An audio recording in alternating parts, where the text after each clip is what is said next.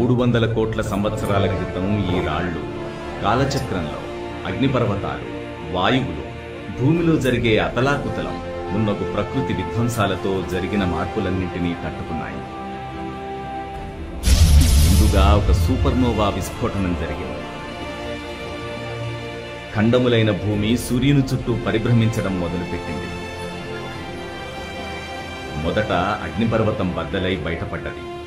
లెక్కలేనంత lava ప్రవాహం.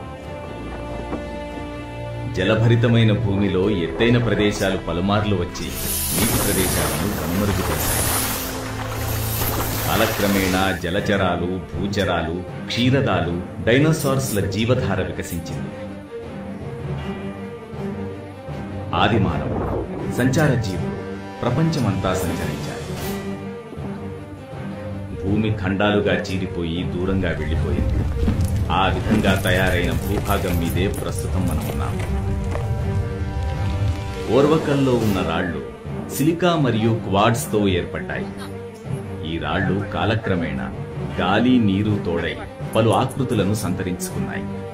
ఇది దీని మొదటి అధ్యాయమైతే, రెండవ అధ్యాయంలో ఈ రాళ్లు ప్రస్తుత నాగరికతతో వచ్చిన పరిస్థితులను ఎదుర్కొన్నాయి.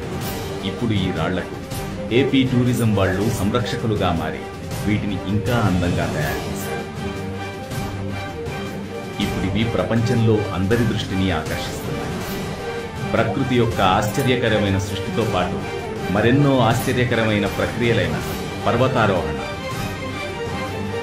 తాళ్ల అధిరోహణ